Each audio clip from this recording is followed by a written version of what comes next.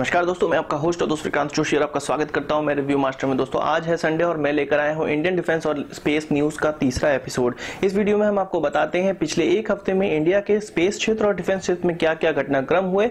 तो चलिए जान लेते हैं। डिस्क्रिप्शन में मैंने कुछ लिंक दिए हुए हैं, उसमें मेरी पर्सनल फेसबुक प्रोफाइल है और इंस्टाग्राम प्रोफाइल है। आप चाहे तो मुझे फेसबुक पे फ्रेंड रिक्वेस्ट भेज सकते हैं या इंस्टाग्राम पे फॉलो भी कर सकते हैं। और भी ऐसे लिंक है जो आपके काम आ सकते हैं। दोस्तों अपनी न्यूज की शुरुआत करते हैं हम स्पेस सेक्टर से। इसरो के सैटेलाइट सेंटर के डिप्टी डायरेक्टर SV शर्मा का यह कहना है कि इंडिया में बढ़ते हुए स्पेस रिसर्च और डेवलपमेंट को देखते हुए भारत को अगले 4 साल में 75 सैटेलाइट की और आवश्यकता पड़ेगी। उनका यह भी कहना है कि भारत सरकार के बहुत से ऑफिसों को space based research and application services की आवश्यकता पड़ती है। करंट में इसरो भारत सरकार के 86 ऑफिसों को 60 अलग अलग तरह की सर्विसेज दे रहा है, जो कि अगले आने वाले सालों में बढ़ने की पूरी संभावना है। इसलिए इसरो का मानना है कि 75 सैटेलाइट उनको 4 सालों में लॉन्च करने पड़ेंगे। उनका यह भी कहना है कि हमें नैनो सैटेलाइट की ओर भी ध्यान देना चाहिए। करंट में इंडिया के केवल 3 नैनो सैटेलाइट आकाश में है, पर इसरो के पास इतनी कैपेबिलिटी है कि वो एक साल में 365 नैनो सैटेलाइट लॉन्च कर सकते हैं। नैनो सैटेलाइट वो होते हैं जिनका वजन लगभग 10 किलो के बराबर होता है, यानी कि एक दिन में इसरो एक नैनो सैटेलाइट लॉन्च करने की क्षमता रखता है। गोदरेज को स्पेस सेक्टर में एक बड़ी कामयाबी हासिल हुई है। इसरो चाहता है कि गोदरेज PSLV रॉकेट का निर्माण करे। इसरो का यह टारगेट है कि 2020 तक वो प्राइवेटली मैन्युफैक्चर्ड एक PSLV लॉन्च कर सके। अभी तक गोदरेज इसरो के लिए विकास इंजन बना रहा है, जो कि PSLV और GSLV में लगता है। कुछ एंटीनास भी बनाता है और इसरो के लिए थ्रस्टर का निर्माण भी करता है। पर इसरो चाहता है कि पूरे के पूरे GSLV रॉकेट का निर्माण वो करे, क्योंकि इसरो को आने वाले दिनों में काफी कॉन्ट्रैक्ट मिलने वाले हैं। तो वो चाहता है कि रॉकेट का और ज्यादा दाम कम हो जाए, हम प्राइवेटली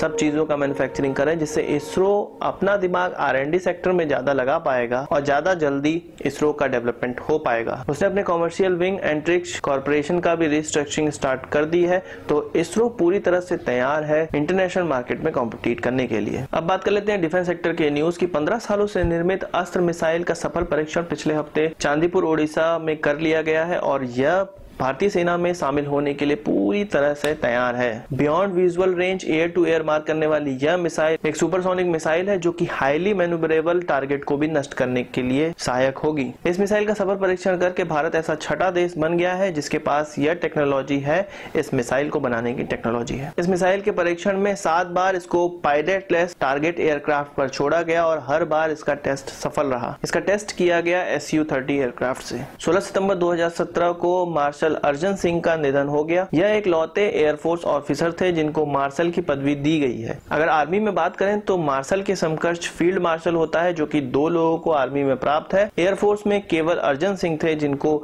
मार्शल की पदवी प्राप्त थी, जिसको 5 स्टार ऑफिसर भी कहते हैं। 1965 की पाकिस्तान लड़ाई के हीरो अर्जन सिंह को 60 अलग अलग तरीके के एयरक्राफ्ट चलाने का एक्सपीरियंस था। तो इंडिया के लिए बहुत बड़ा यह लॉस है कि अर्जन सिंह अब नहीं रहे। भारत सरकार की कंपनी ऑर्डिनेंस फैक्ट्री बोर्ड का यह कहना है कि 2018 में उनको 700 MT-90 मेन बैटल टैंक का कॉन्ट्रैक्ट भारतीय आर्मी की तरफ से मिल सकता है। इनकी संख्या इतनी ज्यादा है कि T-55 जो कि रिटायर होने वाले टैंक है, उनको रिप्लेस करने के बाद भी 2 रेजिमेंट इन टैंकों के द्वारा बनाई जा सकती है। इन टैंकों का कॉन्ट्रैक्ट 2018 तक मिल सकता है और 2022 तक इनको पूरे फुलफिल करने की संभावना है या इनको फुलफिल कर देना होगा। अगली खबर INS अरिंदम की तरफ से है। इस महीने के अंत तक रक्षा मंत्री निर्मला सीतारमण इस न्यूक्लियर पनडुब्बी को हरी झंडी दे देंगी। इसके बाद 2019 के पहले तक यह अंडर वाटर जाकर अलग अलग तरह के ट्रायल अपने देगा और 2019 से पहले इसको भारतीय नौसेना में शामिल कर लिया जाएगा। इससे पहले इंडिजीनियस टेक्नोलॉजी से बने न्यूक्लियर सबमरीन INS अरिहंत का इंडक्शन 2016 में कर दिया गया था और इसके इंडक्शन से भारत एकमात्र ऐसा देश बन गया है जिसके पास UN की सिक्योरिटी काउंसिल की परमानेंट मेंबरशिप नहीं है, फिर भी उसके पास इंडिजीनियस टेक्नोलॉजी से डेवलप किया हुआ एक न्यूक्लियर सबमरीन है। यानी कि इंडिया के अलावा इंडिजीनियस टेक्नोलॉजी से जिनके पास न्यूक्लियर सबमरीन है वो वही 5 देश हैं जो कि UN सिक्योरिटी काउंसिल में परमानेंट मेंबर है।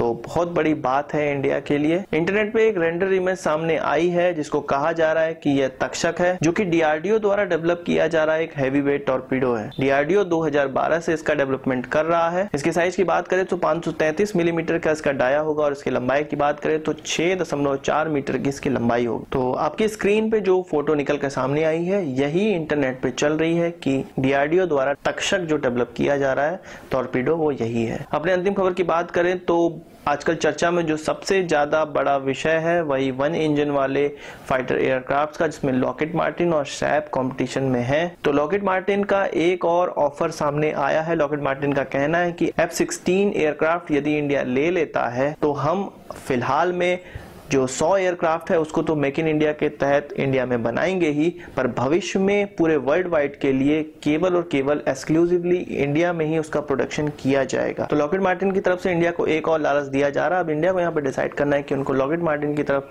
जाना है, उनके पुराने एयरक्राफ्ट को लेना है। हालांकि लॉकहीड मार्टिन का यह कहना है कि अपने एयरक्राफ्ट में वो बहुत से ऐसे चेंज कर रहे हैं जो आधुनिक है और वो किसी भी आधुनिक एयरक्राफ्ट को मात देने के लिए काबिल है। तो सैप का वहीं ग्रिफिन ई सामने है और सैप का भी यही कहना है कि वो मेक इन इंडिया के तहत इसका प्रोडक्शन इंडिया में करेंगे, पर एक्सक्लूसिवली इंडिया में करेंगे ऐसा नहीं है। तो आज के इस वीडियो के लिए बस इतना ही। आशा करता हूँ आपको ये वीडियो पसंद आया होगा और आप इसको एक बड़ा थम्स अप जरूर देंगे। इस वीडियो संबंधित कोई सवाल या सुझाव हो तो कमेंट बॉक्स में जरूर लाइएगा और यदि आपने हमारा चैनल अभी तक सब्सक्राइब नहीं किया है तो उसे भी कर लीजिए, क्योंकि हम इस प्रकार के वीडियोस लाते रहते हैं और आपका कोई सजेस्टेड टॉपिक हो तो उसको भी कमेंट बॉक्स में जरूर लाइएगा, मैं उस पर वीडियो जरूर बनाऊंगा। नमस्कार, थैंक यू।